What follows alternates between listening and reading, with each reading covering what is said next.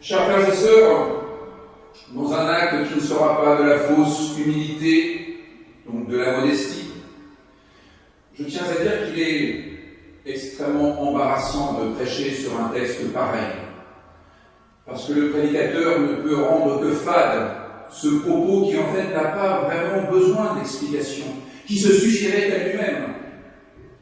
Alors, pour que ce ne soit pas trop fadouille, je me permets de convoquer un théologien immense, qui est né il y a 250 ans. Immense, mais fort peu connu, Friedrich Schleiermacher. Schleiermacher est peut-être celui qui peut être considéré comme le père de la théologie moderne, c'est-à-dire de la théologie qui prend en compte les travaux des philosophes des Lumières du XVIIIe siècle. Et à ce titre, il peut être considéré comme le réformateur de la Réforme. C'est ainsi que le présente d'ailleurs le professeur Bernard Raymond, le réformateur de la Réforme, celui qui inscrit le protestantisme dans notre histoire contemporaine, celui qui sort le protestantisme de l'époque médiévale dans laquelle il avait vu son essor. Il est celui qui va pousser encore un peu plus loin l'exigence d'une interprétation des textes qui évitera le littéralisme, qui évitera cette religion mignonne, mais qui n'a plus rien à dire au monde. C'est ce théologien qui exercera son esprit critique contre toutes les formes religieuses qui étouffent ce qu'il appelle la vraie religion. La religion du fort intérieur. La religion dont sont capables tous les êtres humains. Cette véritable religion qui consiste à intuitionner l'univers, pour reprendre ces termes. Cette véritable religion qui s'élabore à partir de la foi, comprise non pas comme le fait de croire des choses invraisemblables, mais la foi comprise comme un sentiment pur et simple de dépendance à l'égard de Dieu. Ce sont ces termes, quoiqu'il n'utilise pas toujours le vocable Dieu. Pour Schleiermacher, il est interdit de se soumettre aveuglément à quelque instance que ce soit, y compris une instance qui serait dénommée Dieu. C'est pour cela qu'il se méfie du mot Dieu, car le mot Dieu peut être extrêmement tyrannique. Schleiermacher est un apôtre de la liberté, et il fera d'ailleurs preuve d'une admirable liberté, aussi bien en tant que professeur à Berlin qu'en tant que prédicateur.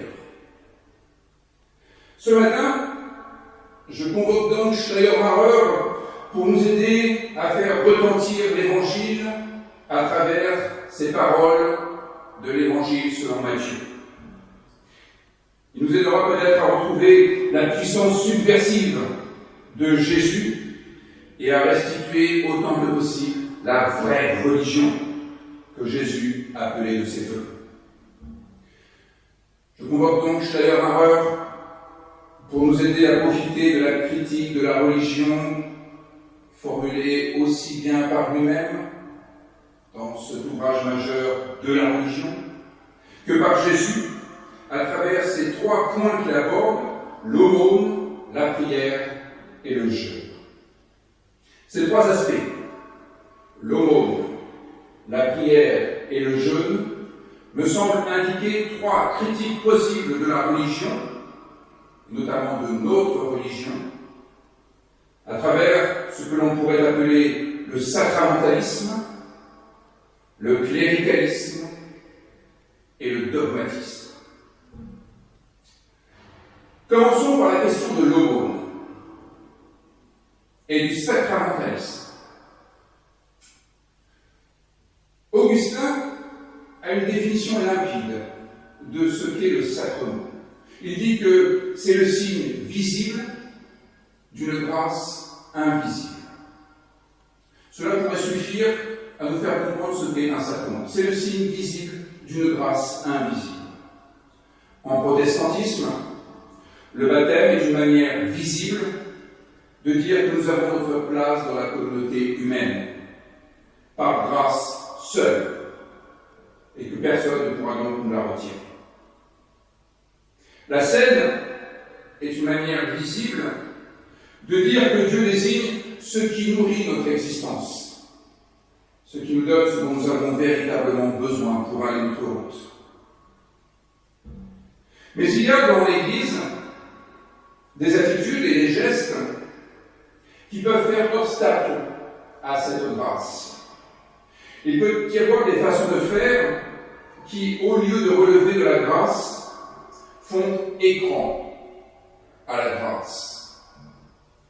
En prenant le cas de l'aumône, Jésus prend un geste fondamental de la religion qui, à son époque, n'est pas encore chrétienne. Qu'y a-t-il de plus beau et qu'y a-t-il de plus grand que de faire l'aumône, me direz-vous? C'est-à-dire de donner à une personne nécessiteuse ce dont elle a besoin pour vivre, du moins pour ne pas dépérir. Comment ne pas louer un geste de charité, la charité étant au cœur de la foi chrétienne? Eh bien, le regard critique que Jésus porte sur les gestes de charité correspond à la critique que Schleiermacher fera du sacramentalisme. En effet, si les bonnes actions sont liées à la foi, ce n'est pas à n'importe quelle condition. L'épître de Jacques nous dit qu'il est possible de montrer sa foi par ses œuvres. Mais cela ne signifie pas que l'inverse soit vrai, bien au contraire. Faire des œuvres pour montrer sa foi serait tout à fait contraire à l'esprit biblique, qui nous fait comprendre que c'est la foi qui nous presse à la charité. Quand nous faisons de bonnes œuvres, c'est par grâce seule, et non pour obtenir quelque chose en échange. Et certainement pas des compliments, par exemple. Il n'est pas question de faire des œuvres pour qu'on dise de nous que nous sommes un être remarquable. Le sacramentalisme, qui consiste à faire de la religion un moyen pour se faire bien voir des hommes, est une perversion de la religion. Participer ostensiblement à la scène, avoir des attitudes ostensiblement religieuses pour attirer le regard sur nous, voilà une perversion de la religion. Dans ce cas, le sacramentalisme est une instrumentalisation de la grâce, et c'est un assassinat pur et simple de la vraie religion, car il fait de la foi une œuvre. Le sacramentalisme pour Schleiermacher conduit à faire de la religion, je cite, quelque chose d'autosuffisant qui a lieu à des dates déterminées et qui conduit les fidèles à adopter un comportement scolaire et mécanique. Comme j'ai l'occasion de le dire quelquefois, ce genre de comportement conduit à faire de nous des automates programmés et pas des êtres vivants. Quand tu fais l'aumône, quand tu pratiques ta religion, que ta gauche ne sache pas ce que fait ta droite. Que tout cela ne soit pas fait par vilain calcul humain pour obtenir quelques honneurs, quelques félicitations. Que tes actes soient accomplis par grâce seule.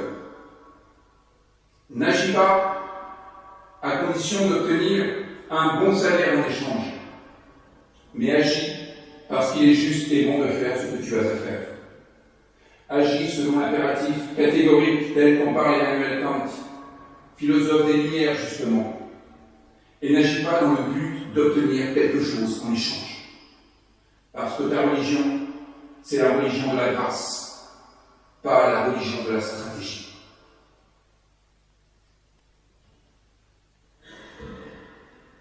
Le deuxième aspect, nous l'avons entendu, concerne la prière.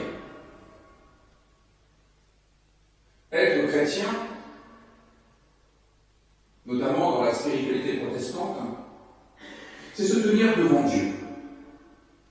C'est placer toute sa vie devant Dieu. Notre point de référence, c'est Dieu, et Dieu seulement. Ce n'est ni nous, ni ceux qui nous entourent. Lorsque nous prions, lorsque nous faisons le point sur notre vie, lorsque nous pensons à ce que pourrait être notre avenir, c'est devant Dieu que nous sommes invités à nous placer, pour que notre vie soit jugée à la hauteur ou à la profondeur de Dieu, et non selon nos propres critères. Cependant, nous avons une forte propension à suivre la voie de maîtres qui ne sont pas toujours divins.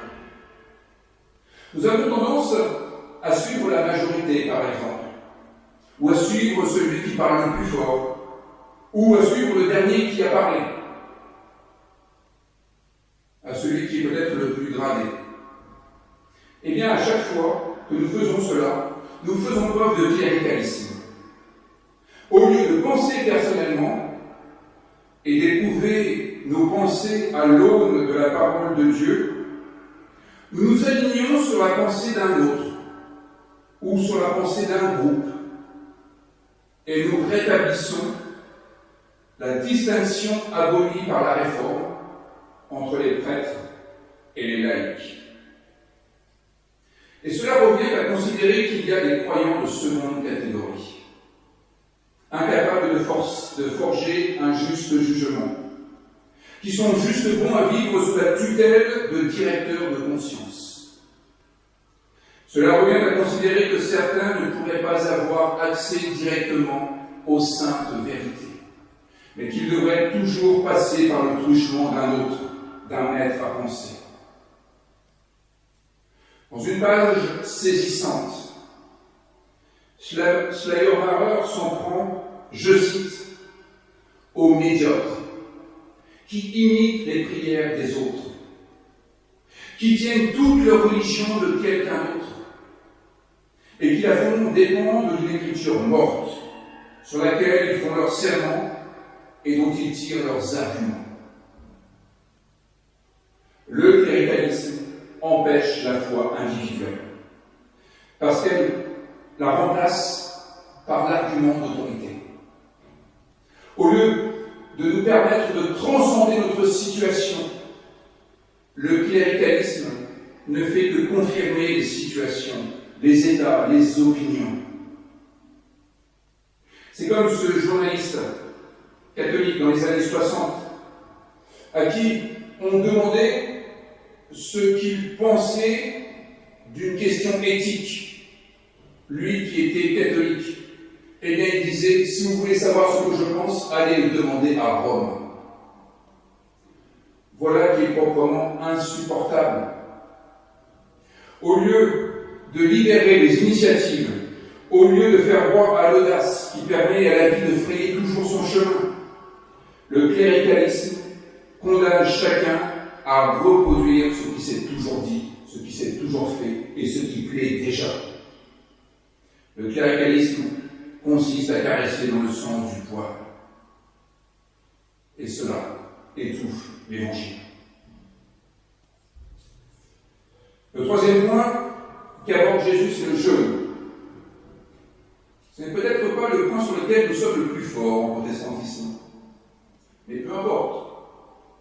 Le jeûne est une figure symbolique qui nous permet de prendre conscience de toutes ces pratiques par lesquelles nous sommes invités à faire un peu de place en nous-mêmes pour accueillir de nouvelles choses.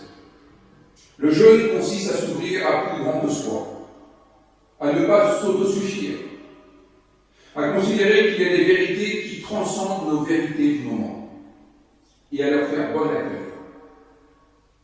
Au lieu de nous gaver de nos aliments quotidiens, au lieu de nous gaver de nos propres vérités, le jeûne nous oriente vers ce qui peut transcender nos convictions. Mais lorsque nous pratiquons le jeûne pour se faire bien voir, donc pour attirer l'attention sur soi. Le jeûne revient alors à se remplir de l'admiration de ceux à qui nous nous montrons. Et dès lors, au lieu de nous ouvrir aux grandes vérités, nous nous alimentons en circuit fermé. La vraie religion, et au contraire, consiste à s'ouvrir à l'altérité, à ce qui sort de l'ordinaire, à ce qui n'est pas notre lot commun. Si nous considérons les autres comme un miroir qui pourront nous renvoyer une image admirable de nous-mêmes, une image encore plus belle de nous-mêmes, eh bien, nous aurons notre récompense immédiatement. Mais cette récompense sera bien minable, bien piteuse au regard de ce que permet l'ouverture qu'autorise la véritable religion. Le risque de cette façon de pratiquer le jeûne est de mettre en place une doxa, cette opinion commune qui tient lieu de vérité sans être discutée, l'opinion commune. Selon le mot de Schleiermacher, qui s'adressait aux croyants de son époque, cette pratique consiste à ne vivre que des honneurs de la bonne société. Et elle fait courir à la religion le risque d'être élimée, au point qu'elle s'adapte à tout et qu'on la supporte aisément partout. Vous voyez, cette pratique consiste simplement à nourrir une forme de conformisme. Un conformisme dogmatisé. Dans tous ces cas, dans ces trois exemples, la religion devient méprisable.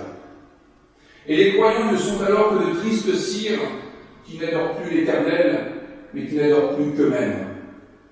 Dans tous ces cas, ce que font les croyants, c'est d'adorer des formes religieuses, rassurantes sur le moment, mais qui préparent des lendemains qui feront largement déchanter. À travers la critique formulée par Jésus, nous pourrons comprendre que pour une part, la vraie religion est celle qui est capable d'une critique sur elle-même, ce qu'on appelle la critique interne. Repérons les véritables religions à leur capacité à s'interroger sur elles-mêmes, à interroger le bien fondé de leurs pratiques et de leurs discours. La vraie religion est celle qui est capable de se réformer. C'est par cet effort constant de la critique que la religion n'en reste pas à ses manifestations, à ses formes classiques et souvent superficielles. Tellement classiques et tellement superficielles qu'elles n'ont plus rien à dire au monde d'aujourd'hui. Elles confinent au sacramentalisme, au cléricalisme, au dogmatisme et à bien d'autres ismes. C'est par cet effort de la critique interne que la religion peut nous permettre d'intuitionner effectivement l'univers, ce qui a un caractère universel. Tout au long de la critique de Jésus, le terme qui revient au sujet de ces personnes qui pensent être de vrais croyants, c'est le terme hypocrite. C'est pas tout à fait charmant comme terme. Hypocrites, ce sont ceux qui jouent un rôle de composition. Hypocrites, ce sont ceux qui se cachent derrière des attitudes a priori nobles, comme l'aumône, comme la prière, comme le jeûne. Des attitudes qui en principe sont empreintes d'une spiritualité profonde, mais qui en fait ne soignent que les formes, qui n'entretiennent que la superficialité. La vraie religion, par conséquent, est iconoclaste. La vraie religion est iconoclaste au sens où elle refuse la dictature de l'image, de la démonstration de force. La vraie religion ne se mesure jamais à ce qui est visible à l'œil nu. La vraie religion n'est donc jamais un concours de celui qui a la plus grande fortune ou quoi que ce soit d'autre. La vraie religion, c'est celle du fort intérieur. La vraie religion ne cherche pas à montrer quoi que ce soit. Elle n'est pas là pour attirer les regards ou les honneurs. Elle n'est pas là pour faire du bruit. Elle n'est même pas là pour être reconnue. Elle n'est pas là non plus pour nous empêcher d'être soi, bien au contraire. La vraie religion nous permet de jeter à bas le masque, de cesser de faire les hypocrites. La vraie religion nous libère du regard de jugement de l'autre. La religion que présente Jésus nous permet de trouver notre raison d'être indépendamment du jugement de la société ou d'un groupe. Pour le dire de manière religieuse, notre identité est en Dieu. Cela signifie que notre identité ne dépend ni de notre naissance, ni de nos appartenances. Notre identité n'est pas conditionnée par les jugements humains, encore moins lorsque ces jugements se fondent sur des apparences trompeuses et sur des jeux de rôle. Dire que notre identité est en Dieu, dans ce face-à-face avec Dieu, c'est dire qu'elle a un caractère inconditionnel, qu'elle ne dépend ni de ce que nous faisons pour obtenir un jugement favorable de la société, ni de ce que la société dit à notre sujet. Dire que notre identité est en Dieu implique que nous pouvons agir nous aussi par grâce seule, sans verser dans un sacramentalisme qui serait une manière d'agir mécaniquement pour obtenir les faveurs de la société ou de notre entourage.